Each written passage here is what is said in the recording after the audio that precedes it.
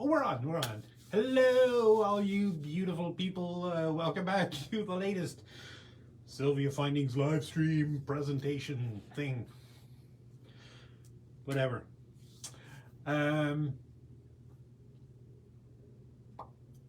so we're back after a couple weeks off. 3 weeks in a row of shows, which is great.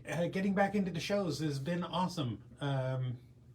By the way, if you're not familiar, why are you here? How did you get onto watching this video if you have no idea what this is or who we are or what I'm doing here? My name is Mark. I work for Sylvia Findings in Richmond, BC, beautiful Vancouver area of the thing. And, we started doing these live shows 2 years ago. What like something... God, I can't even remember the episode count again. I never remember because I never look because I can't stand looking at myself on video. So I never go back and look at these after the fact. So anyway, neither here nor there.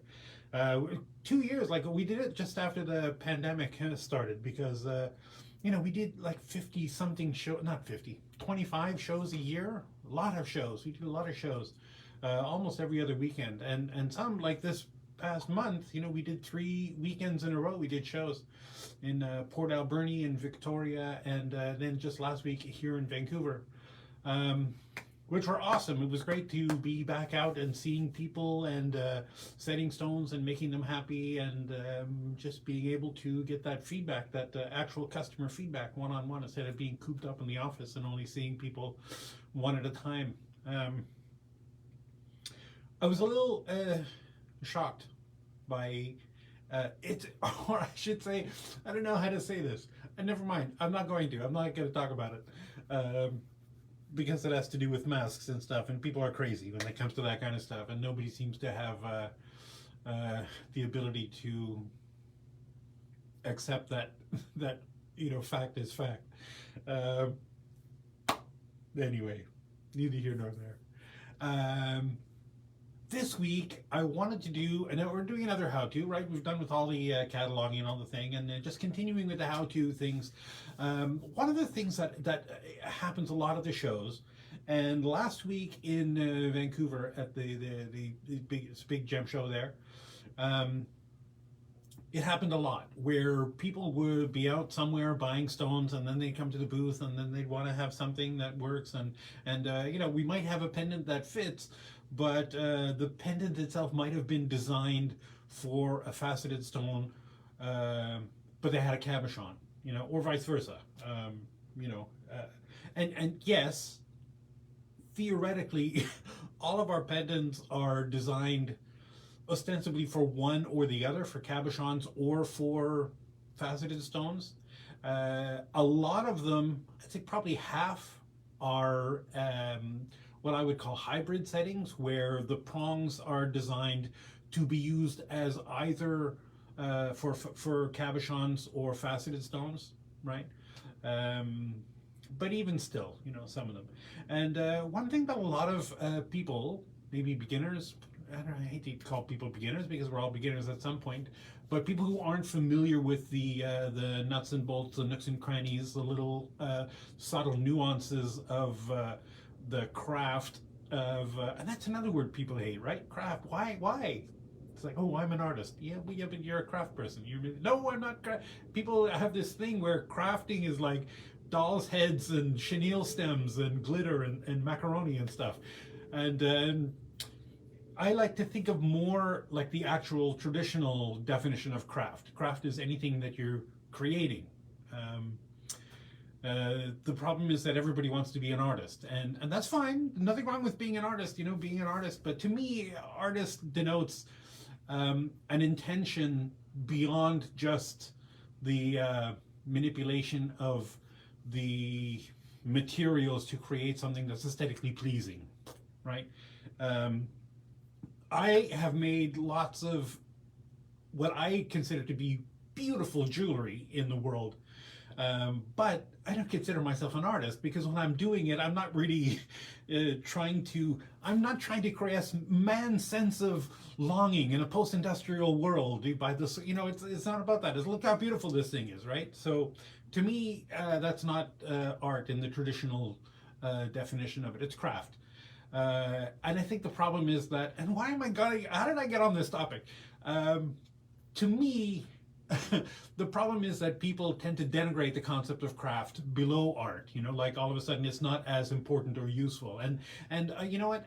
I've seen art that's hideously ugly, but it does what it's supposed to do, right? It's supposed to elicit a feeling of whatever, unease, angst, whatever the artist is trying to portray in their art.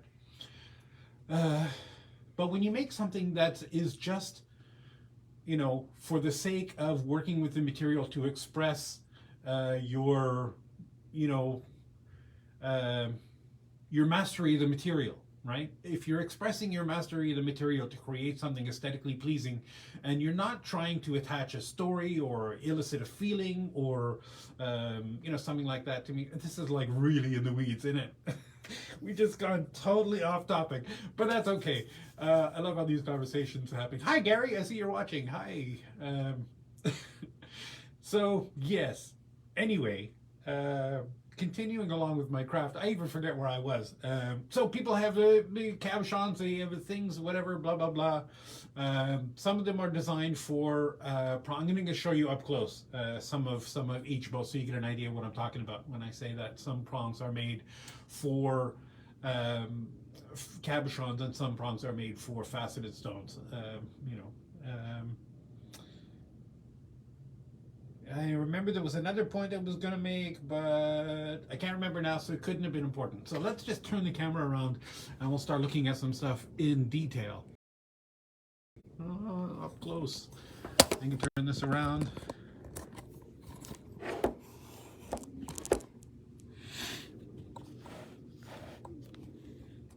Is that not working? There we go. To move this far away. Can I zoom in? I can't zoom in. Oh well. Okay, so let me just show you a couple of things. Here's a ring, a giant ring that we have. And I just picked this one as an example because it's a really good example of what I'm talking about when I'm talking about prongs that are designed for one thing or the other. These prongs are, round, right? If you were to cut off a cross section of that, it's just a round piece of metal, wire, whatever. These are naked. There's nothing done to them, right? So theoretically, you wouldn't just put your stone in there and push these over and call it a day, right? These are designed specifically so that you can adjust where, because you would cut, if for a faceted stone, right, you would cut notches on the inside of these prongs depending on where the girdle hits the inside of the prong, and then push these over, trim off the top, make the top beautiful, and have it, everything. So in the end, you'd probably lose like maybe half of this, material from the prongs. They're designed specifically to be altered in a way that is customized for every stone, because every stone is different. The pavilion depths are different, and the where the girdle hits the prongs is going to be different on just about every stone. And we talked about that in a previous video, about putting the notches in the prongs and how to dress the prongs and make them beautiful after you've done that. But you wouldn't want to take this and put this a cabochon in there and push these over the way they are, even if you trim them down and make the tops beautiful, because you have like a round thing, and the inside edge of the prong is only going to hit the cabochon, and you're going to end up with a big blob at the top, or dome at the top, which is fine. The dome is not the problem. The problem is that there's a lot of material there for stuff to get underneath and get trapped, and maybe pull your prongs open, and it doesn't look as good. For cabochons, prongs for cabochons, and I just picked this one because it's also huge, so you can see. I don't know if you can see this, right? The inside edges of those, right, it's still domed on the outside. These ones are tapered to a point, but they don't have to be. They could still be, rounded, like this, up at the top. But the inside edge, you see these. Let me turn this around. I don't know if you can see maybe on this one, if I can get this in focus, right? So the inside edge of this is perfectly flat, right? So when you push this over onto a cabochon, the prong kind of melts halfway into the surface of the piece. So there's no, it's difficult for anything to get underneath the prong, you know, to snag onto it and pull it open, like a sweater or a necklace or whatever. What kind of a necklace are you wearing that you can get under a prong? You know, I'm just pulling these ideas off the top of my head. So, you know what I mean, right? So, what if you have something, like I've got this gorgeous Lapis cabochon, right? And you've got a nice setting here, this cute little generic setting, right? Now, this is theoretically is kind of a hybrid, right? Because the seat on the inside edge, see how that's faceted, or not faceted, but beveled, so that it cuts on the inside.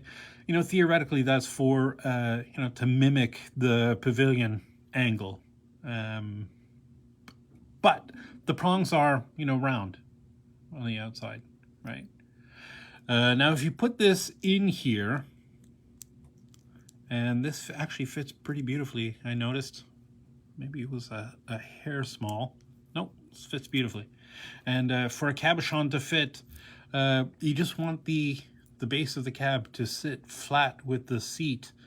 No gaps there all the way around, you know. And if there's a little bit of a gap, right, like if it's sitting up, let me just see if I can mimic this, right? If it's sitting up a little bit like this, what I'm going to show you today is definitely going to help with that. Because if it's just a hair, like a, I don't know, 0.2 millimeters or 0.3 millimeters, if the stone is 0.3 millimeters bigger than the prong, we could probably shave off a little bit at that on the inside edge of the thing, which is what we're going to do. So if I took this and I push this over onto the, let me see if I can turn this so that you can see what I'm doing, right? And just as an aside, right, prong pusher, right? Some people call it a bezel pusher, but you could use it for whatever. Generally, I don't use this kind with if I'm pushing bezels, because the edges, even though on mine I always file them a little bit rounded, you know, so the edges are rounded and you don't get, I think you can still get little nicks in the bezels. So I normally use like a bezel roller, or I have one like this that I've customized to make it kind of curved. So it's like a mini bezel roller that I use for bezels. Neither here nor there. Anyway, so I hold that kind of like in the center of my hand, right, with the ball of that thing, you know, kind of in there, and my thumb parallel with the end of that. So I could push my thumb right up against the piece, or if I'm doing this on a, you know, a surface, and you know, you can use rubber bench block, or this is a hockey puck, which was it was a little whatever, tchotchke, what do you call those, you know, like a little promotional thing from Applied Precision 3D Digital. They don't sponsor us, I don't even know who those are, but whatever. They sent us a hockey puck, so I actually use this. It works really good, you know. Same as the rubber bench block. It's vulcanized rubber, nice and hard. I don't freeze them like you would a normal hockey puck, but not important for what we're doing. And you can just anchor your thumb against the bottom of this, but I'm just going to do this closer up so you can see, right? So if I take this and I push this over onto the stone,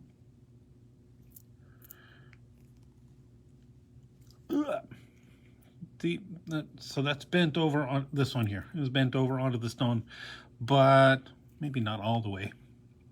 But that's as far as it's gonna go, because the you know, the top of that is a circle. So there's always gonna be that you know, thing sticking up that you can snag onto, which I don't like. So I'm gonna pull that open, pull these out, and I'm gonna take my rotary tool with a this is a rubber, you know, wheel, polishing wheel, and these come in a bunch of different shapes. You can get this is like a tube, right?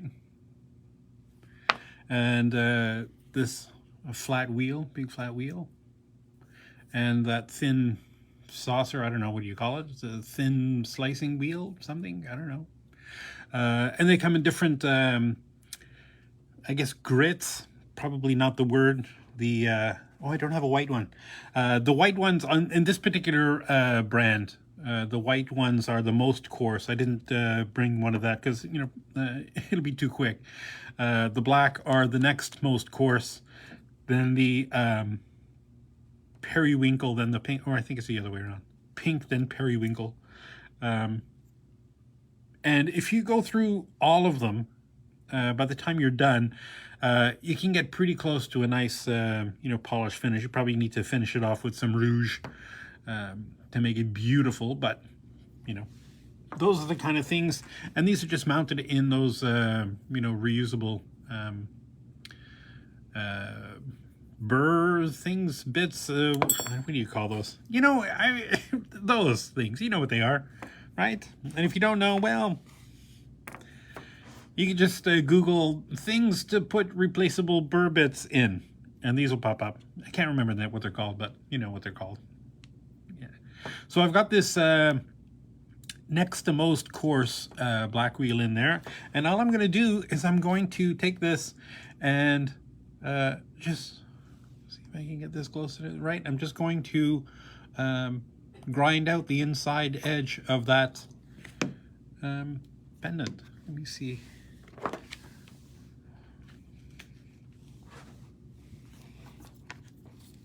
I want to see if I can stay in the frame. I'll tell you what, I'm trying to get my magnification on here and get that work, but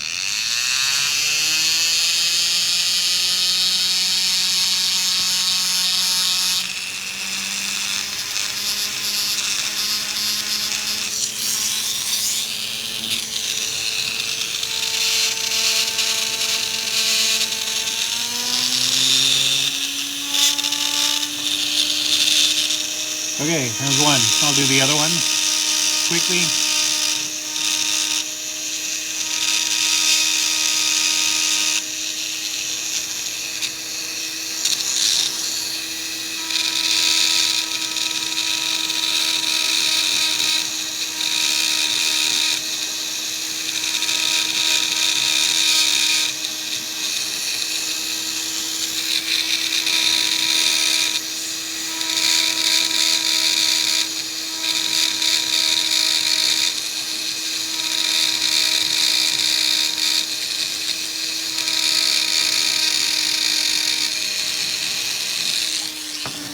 Nice.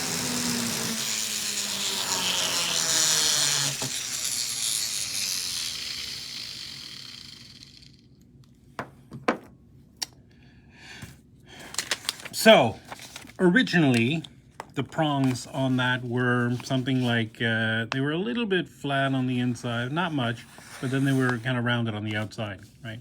Now, they're pretty much like that, maybe even a little bit thinner, right? So it's like half. I just grind off all the inside edge of that. And again, if your cab is a little bit, just a hair too small for that, it's very easy to grind that with this, you know, sharp wheel like this. Grind that just all the way down into the inside edge of that, right where the prong meets the bevel or meets the seat, and you get some extra room. You put that in there, and now when I push, am I in the frame still? Move this up. When I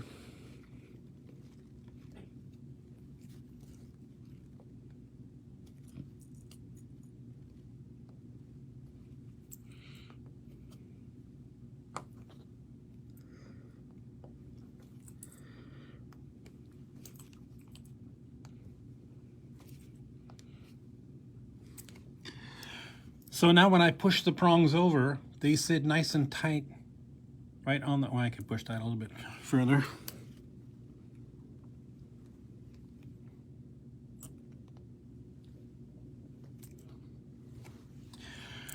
Right? So now these prongs are nice and tight on the surface of the thing. There's no, you know, thing to get underneath.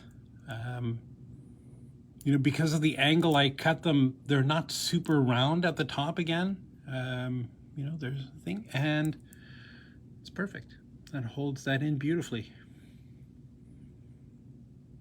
And it's just overall much more secure. So when you're, putting cabs in a setting, if it's a flat edge on the inside of the prong, definitely have a way better chance of a successful set, and more importantly, a successful life without getting snagged on stuff.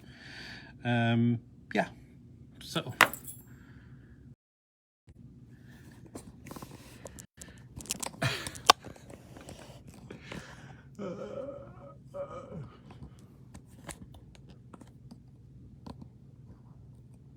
Turn this around.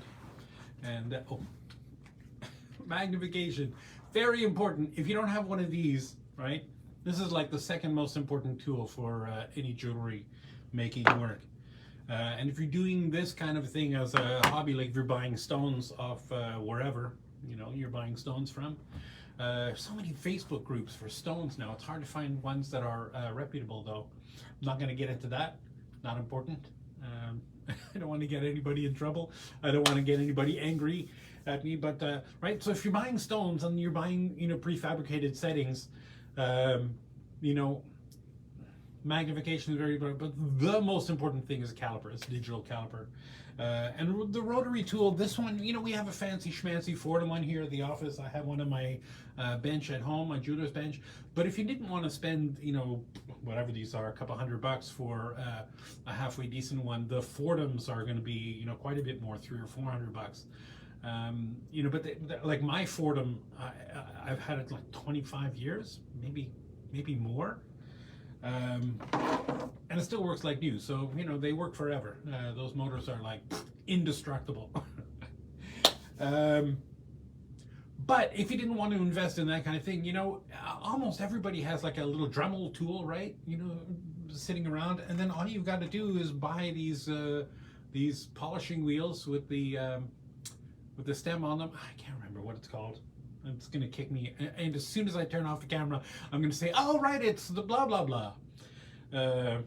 Anyway. And these are cheap. Cheap.